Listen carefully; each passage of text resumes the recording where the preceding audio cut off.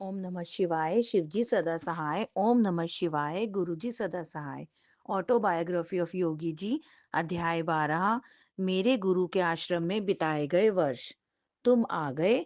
श्री युक्तेश्वर जी ने बरामदे नुमा बैठक में बिछी व्याघ्र चर्म पर बैठे हुए मेरा स्वागत किया।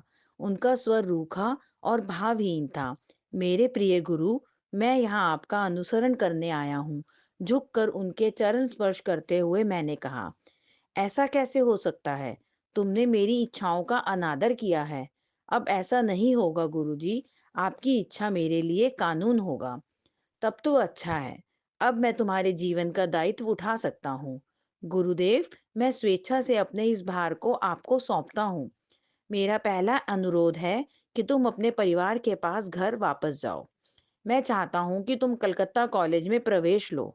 तुम्हारी आगे की पढ़ाई चलती रहनी चाहिए। ठीक है गुरुदेव, मैंने अपनी बेचैनी को छुपाते हुए कहा। क्या यह जिद्दी पुस्तकें मेरा अगले कई वर्षों तक पीछा नहीं छोड़ेंगी? पहले मेरे पिताजी और अब श्री युक्तेश्वर जी। किसी दिन तुम पश्चिम के देशों में जाओगे।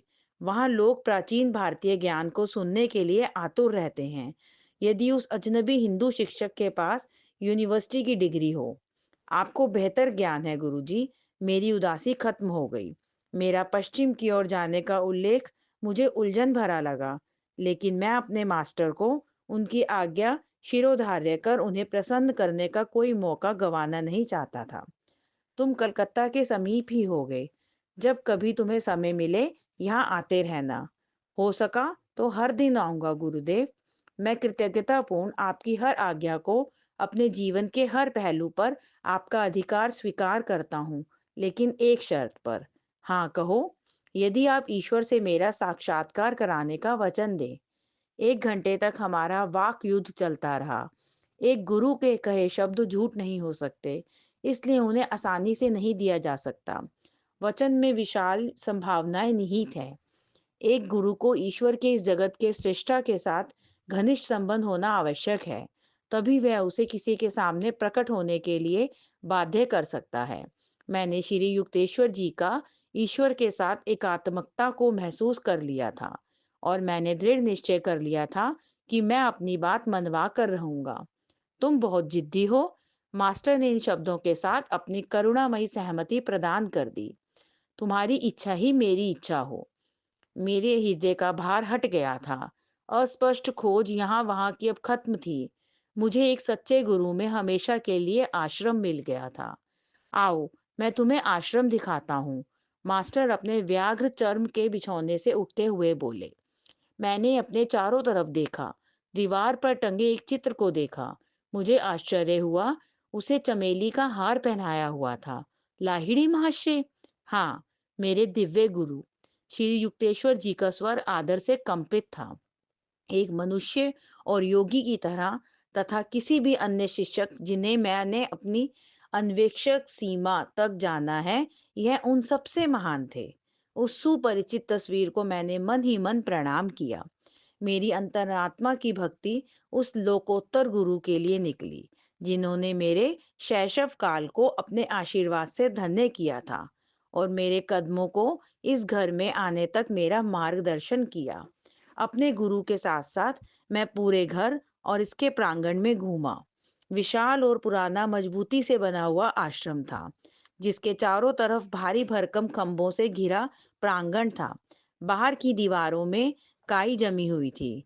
समतल सिलेटी छत पर कबूतर फड़फड़ा रहे थे और आश्रम पर निसंकोच अपना आधिपत्य जमाए हुए थे। पीछे के बगीचे में कटहल, आम और केले के वृक्ष शोभा बढ़ा रहे थे। 2 मंजिले भवन के ऊपर तारों से घिरी बालकनी 3 तरफ से आंगन में खुल रही थी। नीचे एक विशाल हॉल था, जिसकी ऊंची छत खंभों पर टिकी हुई थी। इसका मुख्यतः उपयोग मेरे मास्टर ने बताया कि वार्षिक दुर्गा पूजा के उत्सव के लिए होता था। एक संकरी सीढ़ी श्री युक्तेश्वर जी के बैठक में खुल रही थी, जिसकी बालकनी से बाहर की सड़क दिख रही थी। आश्रम बहुत सादगी से सजा हुआ था। हर वस्तु सादी, स्वच्छ और उपयोग में आने वाली थी। कई पाश्चात्य डिजाइन की कुर्सियां, बेंच और मेजें भी दिखाई दे रही थी। मास्टर ने मुझे रात्रि वहीं रहने का न्योता दिया। आश्रम में शिक्षा ग्रहण कर रहे 2 शिष्यों ने रसेदार सब्जी परोसी। गुरुजी, कृपया मुझे अपने जीवन के बारे में बताएं। मैंने एक चटाई जो गुरुजी के व्याघ्र चर्म के पास रखी हुई थी, उस पर बैठते हुए कहा। बालकनी के पार टिमटिमाते हुए दोस्ताना तारे बहुत समीप प्रतीत हो रहे थे। मेरा पारिवारिक नाम प्रियनाथ कड़ार था। मेरा जन्म शही श्री रामपुर में हुआ था। मेरे पिता धनवान व्यापारी थे। उन्होंने मेरे लिए यह प्राचीन भवन पैतृक संपत्ति के रूप में मुझे दी, जो अब मेरा आश्रम है। मेरी औपचारिक शिक्षा नाम मात्र की थी। मैं शिक्षा को धीमा और उथला मानता था। अपनी युवावस्था में मैंने एक गृहस्थ के रूप में अपना दायित्व निभाया, और एक मेरी पुत्री है जिसका अब विवाह हो चुका है। प्रौढ़ावस्था में मेरा जीवन मेरे गुरु लाहिड़ी महाशय के मार्गदर्शन से धन्य हुआ। पत्नी की मृत्यु के बाद मैंने स्वामी जी की परंपरानुसार संन्यास ग्रहण किया, और मुझे एक नया नाम मिला, श्री युक्तेश्वर गिरी। यही मेरा सरल परिचय है। गुरुजी मेरे उत्सुक चेहरे को देखकर मुस्कुराए।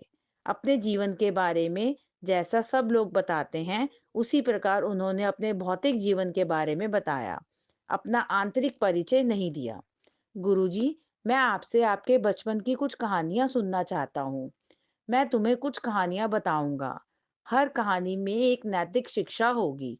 श्री युक्तेश्वर जी की नजरों में एक चेतावनी भी थी। मेरी माँ ने एक बार अंधेरे कमरे में एक भयानक भूत की कहानी सुनाकर मुझे भयभीत करने की कोशिश की। मैं तुरंत वहां गया, और भूत को ना पाकर मैंने अपनी निराशा प्रकट की। उसके बाद मेरी माँ ने कभी डरावनी कहानियां नहीं सुनाई। नैतिक शिक्षा: डर का सामना करो, वह डराना बंद कर देगा।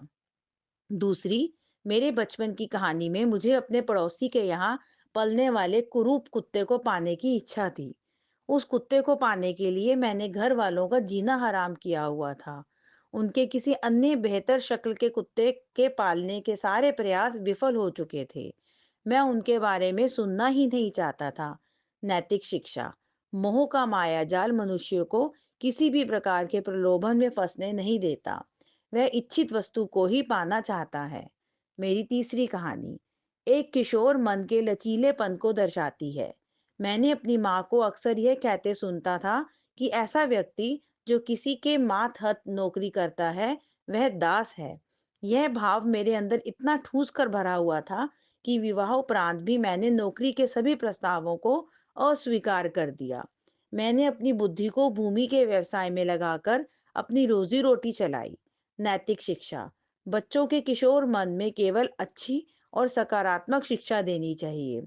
बचपन में दिए गए विचार उनके मन में गहरी पैठ बना लेते हैं। मास्टर ने एक शांत मन धारण कर लिया। मध्य रात्रि में वे मुझे एक संकरे से बिस्तर पर ले गए। मेरे गुरु के छत के नीचे मेरी नींद बहुत गहरी और मधुर थी। अगले दिन श्री युक्तेश्वर जी ने सुबह ही मुझे क्रिया योग की दीक्षा देने का निश्चय किया। इस विधि की शिक्षा को पहले ही मुझे लाहिड़ी महाशय के 2 शिष्यों द्वारा मिल चुकी थी, मेरे पिताजी और मेरे शिक्षक स्वामी केवलानंद द्वारा। परंतु इस गुरु की उपस्थिति से मैंने स्वयं को रूपांतरित करने वाली शक्ति को महसूस किया।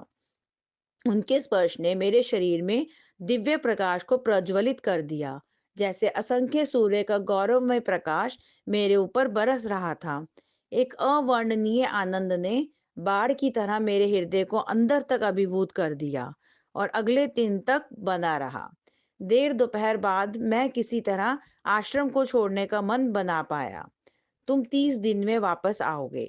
जब मैंने कलकत्ता के घर में प्रवेश किया, तो गुरु की भविष्यवाणी मेरे साथ थी। मेरे किसी संबंधी ने मेरे ऊपर किसी प्रकार का कटाक्ष नहीं किया। मुझे उनके द्वारा उड़ते पक्षी का ताना मारे जाने का डर था। मैं अपनी छोटी सी अटारी पर गया और उसे बड़े प्रेम से निहारा, जैसे वह कोई जीवंत स्थान हो। तुम मेरे ध्यान के साक्षी हो, और मेरी साधना और मेरे आश्रमों के भी। मैं अब अपने दिव्य गुरु के आश्रम में पहुंच गया हूँ। बेटा, मैं हम दोनों के लिए बहुत प्रसन्न हूँ। संध्या के समय मैं और मेरे पिता साथ बैठे थे। तुम्हें तुम्हारा गुरु मिल गया है, उसी प्रकार जैसे विस्मयकारी ढंग से मैंने अपने गुरु पाया था। लाहिड़ी माशरे के दैविक हाथ हमारे जीवन की सुरक्षा कर रहे हैं। तुम्हारे गुरु कहीं किसी हिमालय में नहीं, वरन तुम्हारे ही निकट थे। मेरी प्रार्थनाएं स्वीकार हो गई हैं और अपने गुरु की खोज में अब तुम मेरी आंखों से ओझल नहीं रहोगे। मेरे पिताजी खुश थे कि मेरी औपचारिक शिक्षा फिर से शुरू हो गई थी। उन्होंने उसकी समुचित व्यवस्था कर दी। अगले दिन कलकत्ता के पास स्कॉटिश चर्च कॉलेज में मेरा दाखिला हो गया। हंसी खुशी में महीनों बीत गए। मेरे पाठकों ने निश्चय ही अनुमान लगा लिया होगा कि मुझे कॉलेज की कक्षाओं में बहुत ही कम देखा जाता था। श्री रामपुर आश्रम के आकर्षण से मैं अपने को रोक नहीं पाता था। मास्टर ने मेरी नित्य अनुपस्थिति पर कुछ भी नहीं कहा। यह देखकर मुझे बहुत राहत थी, क्योंकि वे शायद ही कभी मुझे शिक्षा के बारे में बात करते थे। वे यह भली भांति समझ गए थे कि मैं शिक्षा पाने के लिए नहीं बना था। किसी प्रकार मैं उत्तीर्ण होने लायक नंबर पा लेता था। आश्रम में दिनचर्या बहुत शांत और सरल रूप में व्यतीत होती थी। मेरे गुरु ब्रह्म वेला में जाग जाते थे। कभी लेटे हुए अथवा बैठकर वह समाधि अवस्था में चले जाते। गुरुदेव कब जागे यह जानना बहुत सरल था, उनके जोर जोर से गर्जना करते खर्राटों के रुक जाने से। एक या दो दीर्घ निश्वास या कभी शरीर में हलचल होना और फिर बिना सांस लिए निशब्द अवस्था, और वे गहरी समाधि के आनंद में डूब जाते। सुबह का नाश्ता नहीं हुआ। पहले हम गंगा के किनारे दूर तक टहलते रहे। मेरे गुरु के साथ वह प्रातःकालीन भ्रमण मेरी स्मृतियों में आज भी कितना सजीव और स्पष्ट है। शुरू की यादों में मैं अक्सर उगते सूरज, जो नदी को गर्माहट दे रहा है, के समय स्वयं को उनके साथ देखता हूँ। उनका गहरा गंभीर स्वर में ज्ञान पर संदेश आज भी मेरे कानों में गूंजता है। स्नान, फिर दोपहर का भोजन। मास्टर के प्रतिदिन निर्देशानुसार युवा शिष्य भोजन तैयार करते। मेरे गुरु शाकाहारी थे। संन्यास ग्रहण करने से पहले वे अंडा और मछली खाते थे। उनकी अपने शिष्यों के लिए सरल भोजन करने की सलाह होती थी, जो उनकी शारीरिक प्रकृति के अनुकूल होता था। मास्टर बहुत कम खाते थे। अक्सर हल्दी, पालक या चुकंदर के रस वाला चावल, जिसमें थोड़ा सा भैंस का घी और पिघला हुआ मक्खन मिला रहता। कभी कभी वे दाल अथवा पनीर की रसेदार सब्जी ले लेते थे। भोजन के अंत में चावल की खीर के साथ संतरा अथवा आम या कभी कभी कटहल का जूस लेना पसंद करते थे। दोपहर के समय दर्शनार्थी आया करते थे। बाह्य संसार की धारा हर समय शांत आश्रम में बहती रहती। आने वाले हर आगंतुक के साथ गुरुदेव प्रेम तथा सौजन्यता से व्यवहार करते।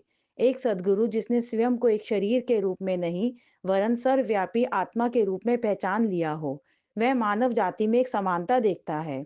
निष्पक्षता संत के ज्ञान में निहित होती है। उन पर माया का प्रभाव नहीं पड़ता। ज्ञान और अज्ञान के विभिन्न रूप के प्रभावों से वे अछूते रहते हैं। श्री युक्तेश्वर जी ने कभी भी सत्ताधारी, शक्तिशाली अथवा सर्वगुण संपन्न किसी के लिए भी उनका व्यवहार अलग नहीं था। ना ही उन्होंने किसी अनपढ़ और गरीब के बीच कोई भेदभाव किया। वह बच्चों के द्वारा कहे गए शब्दों को आदर पूर्वक सुनते और किसी दंभी पंडित की तो वे खुलेआम उपेक्षा करते।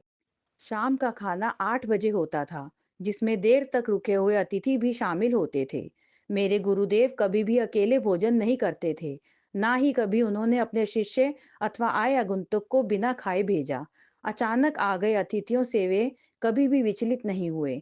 उनके युक्तिपूर्ण मार्गदर्शन में अल्प भोजन महाभोज की तरह प्रतीत होता, परंतु साथ ही वे मितव्ययी भी थे। अपनी थोड़ी सी पूंजी से वे बहुत कुछ प्राप्त कर लेते। वे अक्सर कहते, फिजूल खर्ची अशांति लाती है। चाहे आश्रम में आतिथ्य सत्कार का कार्य हो, या इमारत और मरम्मत का काम, या कुछ और व्यवहारिक कार्य, वे हर छोटी से छोटी बातों में अपनी मौलिक सृजनात्मकता का परिचय देते। संध्या के समय शांत वातावरण में गुरुदेव प्रायः प्रवचन देते थे। उनका हर शब्द नपातुला, एक अलौकिक आत्मविश्वास उनकी बातों में झलकता था। यह अपने में अद्वितीय था। जहां तक मेरा अनुभव है, उनके जैसा बोलने वाला मैंने आज तक नहीं देखा। किसी भी शब्द को बोलने से पहले उसे विवेक की तराजू में तोलते। सत्य का सत्य, जो भौतिक तत्व के साथ पारदर्शक भी होता, वह भी आत्मा की खुशबू की तरह निकलता था। मुझे हमेशा इस बात की अनुभूति रहती थी कि मैं ईश्वर के जीवंत रूप के साथ हूँ। उनकी दिव्यता का तेज मुझे स्वतः ही उनकी ओर नतमस्तक कर देता। यदि देर रुके अतिथियों को लगता कि श्री युक्तेश्वर जी अनंत ईश्वर में मग्न हो रहे हैं, तब गुरुदेव पुनः उनके साथ वार्तालाप शुरू कर देते। किसी भी प्रकार के दिखावे और ईश्वर के साथ अपनी आंतरिक अंतरंगता की शेखी नहीं मारते थे।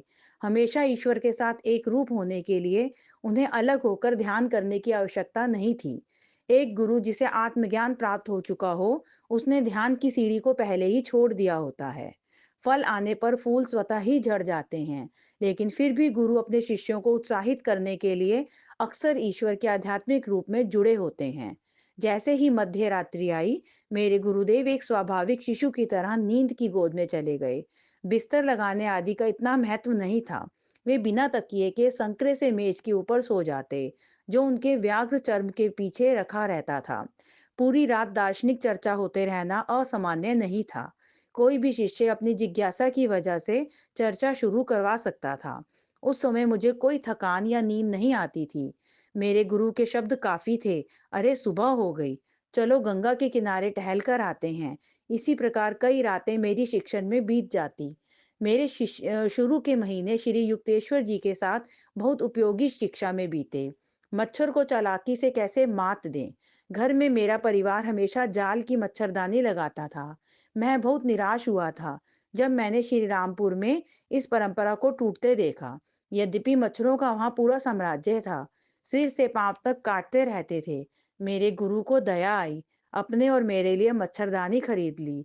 वे हंसकर बोले, यदि तुम केवल अपने लिए खरीदोगे तो सभी मच्छरों का ध्यान मुझ पर केंद्रित हो जाएगा।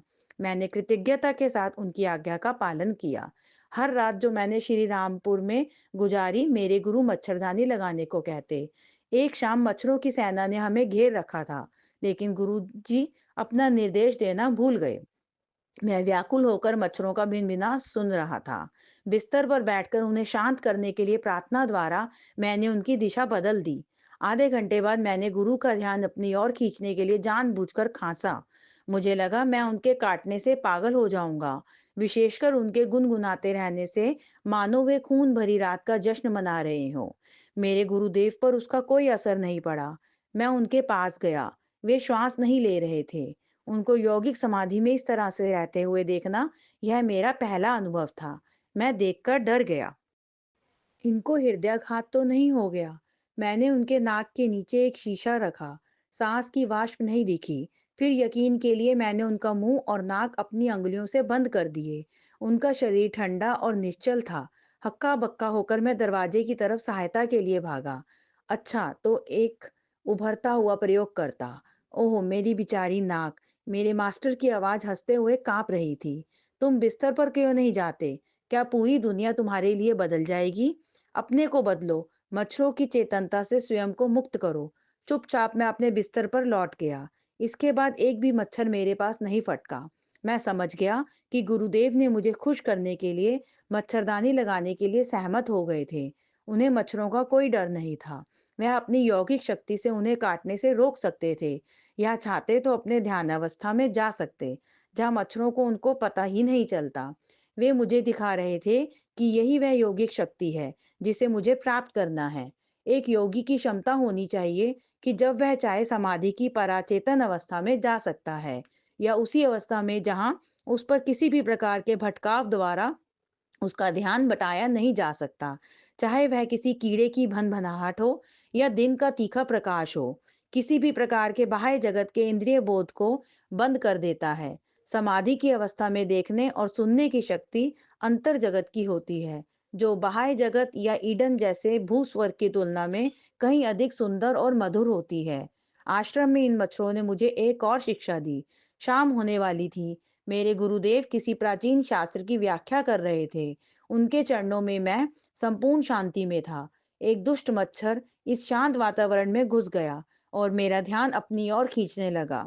जैसे ही उसने अपनी विषैली सुई मेरी जांघ में चुभोई, मैंने प्रतिशोध लेने के लिए स्वतः ही अपना हाथ ऊपर उठा दिया। प्राण दंड को टाल दो। मुझे उसी समय पतंजलि के अहिंसा का सूत्र याद आ गया। तुमने अपना काम क्यों नहीं किया? गुरुदेव, क्या आप हत्या का समर्थन करते हैं? नहीं, अपने मन में तो तुमने उस पर वार कर ही दिया था। मैं समझा नहीं। अहिंसा से पतंजलि का तात्पर्य था कि हिंसा की इच्छा का त्याग। श्री युक्तेश्वर जी के लिए मेरा मन एक खुली किताब की तरह था। यह इस जगत में अहिंसा का अक्षरशः पालन करना मुश्किल है। मनुष्यों को हानिकारक जीव की हत्या करने के लिए दबाव डाला जा सकता है, लेकिन उसे गुस्सा करने या दुश्मनी करने के लिए दबाव नहीं डाला जा सकता है। जीवन के सभी प्रकारों के पास माया जगत की हवा पर समान अधिकार है। जो संत सृष्टि के रहस्य को भेद लेता है, वह इसके असंख्य विस्मयकारी रूपों के साथ तारतम्य बना लेता है। अपने अंदर की हिंसा की भावना को नष्ट करके सभी लोग इस सत्य को समझ सकते हैं। गुरुदेव किसी जंगली जानवर को मारने की बजाय क्या उसके सामने स्वयं की बलि दे देनी चाहिए? नहीं, मानव देह अमूल्य है। जीवन के विकास क्रम में इसका स्थान सबसे ऊंचा है। इसका कारण इसके अति विशिष्ट मस्तिष्क और मेरुदंड के केंद्र हैं। इनकी वजह से उन्नत साधक दिव्यता की उच्चतम स्थितियों को अपने अंदर आत्मसात करने और उसे अभिव्यक्त करने में सक्षम होता है। यह सच है कि यदि वह किसी जीव अथवा जीवित की हत्या करता है तो उस पर पाप का बोझ आ जाता है। लेकिन वेद शास्त्र के अनुसार मानव शरीर का नाश कर्म सिद्धांत के विरुद्ध है।